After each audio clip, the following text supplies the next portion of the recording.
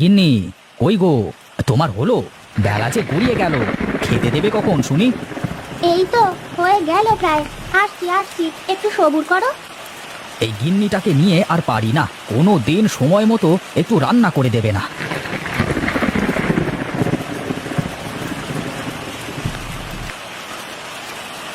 আহা, ডালপুরি!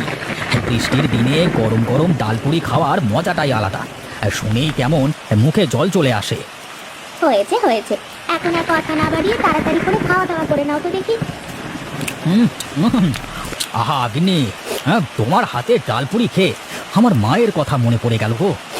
আমার মা ছোটবেলাতে ঠিক এমন করে বৃষ্টির দিনে আমাকে ডালপুরি বানিয়ে খাওয়াতো গো। আহা হা, সে স্মৃতি। আহারে, আমি জানি তো তুমি তোমার মাকে অনেক ভালোবাসতে। এখন খেয়ে নাও, আজ আবার বাজারের হাট, তাড়াতাড়ি দোকান খোলো গিয়ে। হ্যাঁ গো গিন্নি, তাই তো যাচ্ছি। নাও নাও, এই প্লেটগুলো ঘরে রেখে এসো, আর আমার বাজারে খোলেটা নিয়ে এসো দেখি।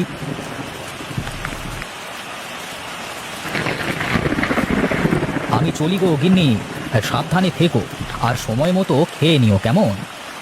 আচ্ছা ঠিক আছে, সাবধানে যেও।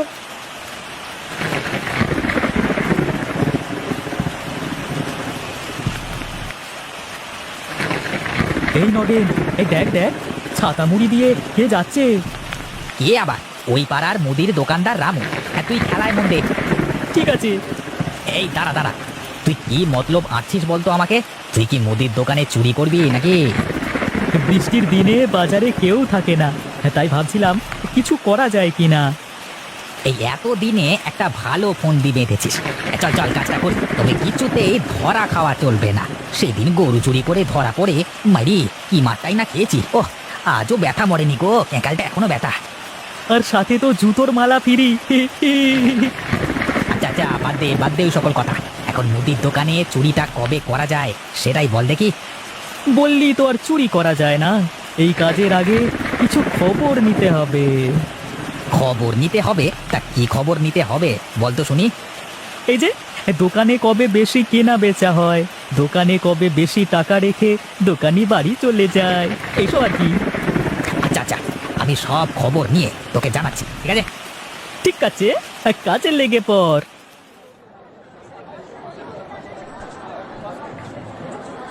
কি রে বাবা, এই দোকানে যে ভিড়টা কমছেই না।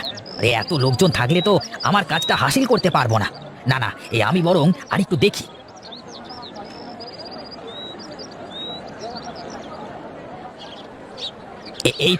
এই তো দোকান একদম ফাঁকা। যাই যাই, এখন গিয়ে সব খবর নিয়ে আসি। কি ভাই, কি লাগবে তোমার? তুমি কে গো? তোমাকে তো এই গায়ে আগে দেখিনি। এই তো কাজ হয়েছে, বেটা আমাকে চিনতে পারিনি। এই যে ভাই, কি ভাবছেন? না ভাই, কই কিছু না তো। আমি এক মুসাফির ভাই, আমার কোনো ঠিকানা নেই, এই পথে পথে ঘুরি। আমার এক সময় তোমার মতো বড় দোকান ছিল গো, তখনকার সময় দিন প্রায় ৩-৪ হাজার টাকা বেচা কেনা হতো, বুঝলে? বলেন কি দাদা, তাহলে তো সে বিরাট ব্যাপার, কিন্তু আপনার আজ এই অবস্থা কেন? সে কথা আর বলবেন না দাদা।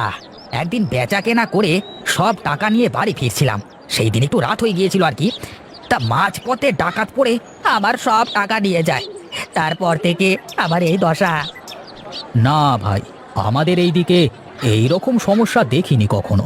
আমি তো রাত বিরাতে টাকা নিয়েই বাড়ি ফিরি। আরে না না, টাকা করি দোকানে রাখাই ভালো দাদা, বুঝলে? প্রায় লাখ 10 টাকা আছে আমার কাছে, তা এত টাকা দোকানে রেখে কি আর ঘুম হয় নাকি দাদা? আরে শোনো দাদা, তোমাকে একটা কথা বলি, টাকা করি দোকান থেকে চুরি যাওয়ার ভয়টা কম, বুঝলে? কেননা দোকান থেকে চুরি করা অনেক কঠিন ব্যাপার। তারপরও বাজারে পাহারা চলে রাতে, আর যদিও বা চুরি যায় তাহলে বাজার কমিটি এই টাকাটা আবার দিয়ে দেবে তোমাকে। তা সব দিক থেকে সুবিধা না, কি বলো? সবই ঠিক আছে দাদা, কিন্তু টাকা দোকানে রাখলে আমার ঘুম আসবে না দাদা। দেখো, তোমার যেটা ভালো লাগে সেটাই করো, আমি চললাম।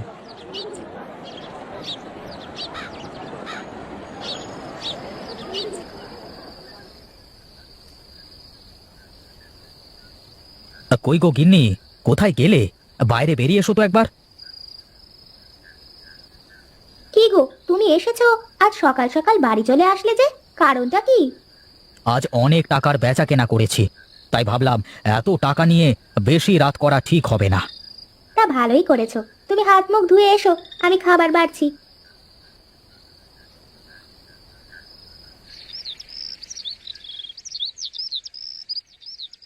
কি রে, কিছু খবর পেলি? পেয়েছি পেয়েছি, দারুণ খবর পেয়েছি। হ্যাঁ, আমাদের কাজটা একদম সহজ হয়ে গিয়েছে। আচ্ছা দেখি বলতো, কি খবর নিয়ে আসলি? ওই বেটা হুঁদুমুকোর কাছে না প্রায় লাখ দশেক টাকা থাকে, আর ওই টাকা মালটা প্রতিদিন বাড়ি নিয়ে যায়। আহা, তাহলে তো ব্যাপারটা কঠিন হয়ে পড়বে। কেন রে, কেন কঠিন হবে কেন? হ্যাঁ, অন্ধকারে বেটার হাত থেকে থলেটা নিয়েই সটকে পড়বো, মালটা জানতেই পারবে না, পুরো অসারে মেরে দিয়ে চলে যাবো।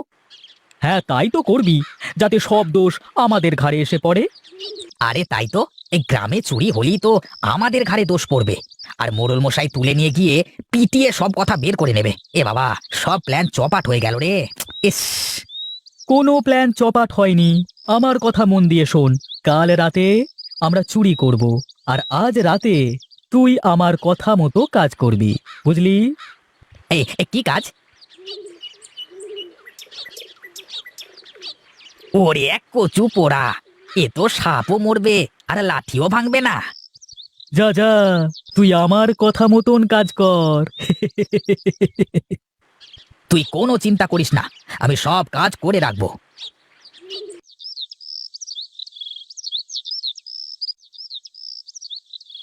গিন্নি, ও গিন্নি, কই গো তুমি?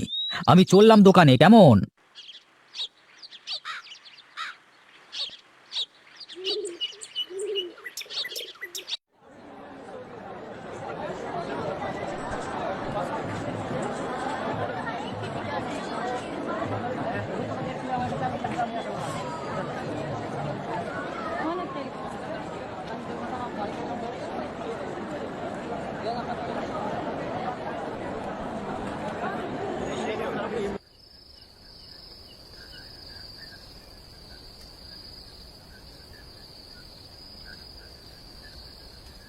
এই যা, এখনই আমার টাকাগুলো গিয়েছিল গো।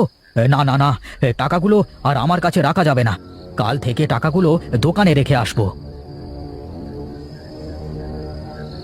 কিরে, কাজ হয়েছে? আরে হ্যাঁ, কাজ হয়ে গেছে। ওই বেটা কাল থেকে সব টাকা দোকানে রাখবে। ঠিক আছে, তুই বাড়ি যা, আমি আজ রাতে সাবানের ওপরে ওর দোকানের চাবির ছাপ বসিয়ে নেব, তারপর কাল রাতে কেল্লা ফতে। এই মালকড়ি সব আমাদের পকেটে ঢুকবে। হ্যাঁ, আর সবাই জানে রামু টাকা দোকানে রাখে না, আর যখন ওর দোকানের তালা না ভেঙে চুরিটা হবে তখন আর কেউ ওর কথা বিশ্বাস করবে না, কেমন? হ্যাঁ, আমি যাচ্ছি রামুর বাড়ি, তুই বাড়ি যা। ঠিক আছে।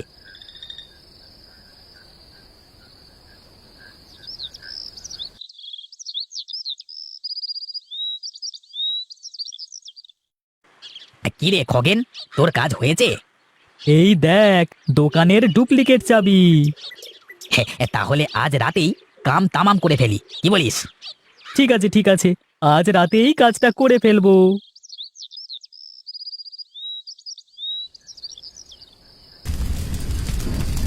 কই গো গিন্নি, খেতে দাও। আসছি গো, আসছি।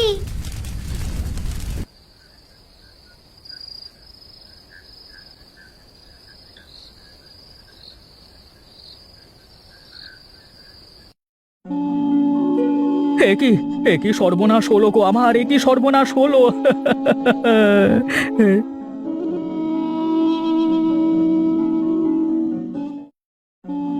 কি হয়েছে দাদা তোমার? কারা যেন আমার দোকানের সব টাকা পয়সা চুরি করে নিয়ে গেছে। ভণ্ডামিরা জায়গা পাও না তাই না? নিজে সব টাকা বাড়িতে রেখে দিয়ে এখন নাটক করছো। এই সব বাজারের কমিটি থেকে টাকা হাতানোর ধান্দা, বুঝি না? এইসব এইসব কি বলছেন দাদা? আমি কেন এমন করব? আয় আয়, সবাই এখান থেকে যাও, ওর নাটক দেখে কাজ নেই হতচ্ছাড়া। সবাই যাও এখান থেকে, কতবার বলবো?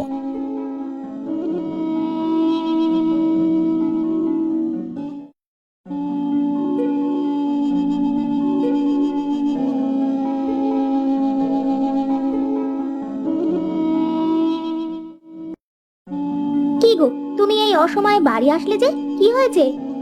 সে কথা আর বলো না গিন্নি, সর্বনাশ হয়ে গেছে গো, সর্বনাশ হয়ে গেছে। কি হয়েছে? দুঃখ করো না গো, আমরা গরিব মানুষ, আমাদের কথা কেউ বিশ্বাস করবে না। যা হবার পরে দেখা যাবে। কিন্তু কিন্তু ব্যাংক থেকে যে টাকাগুলো নিয়েছি তা পরিশোধ করব কি করে? আমার মাথায় একটা বুদ্ধি আছে। কি বুদ্ধি গিন্নি? তুমি বাড়ির সামনে একটা ডালপুরির দোকান করো, দেখবে বৃষ্টির মৌসুমে কয়েকদিনের মধ্যেই দোকানটা জাঁকজমক হয়ে যাবে। তুমি কথাটা খারাপ বলনি কিন্তু গিন্নি। বেশ বেশ, আমি কাল থেকে কাজটা শুরু করে দেব।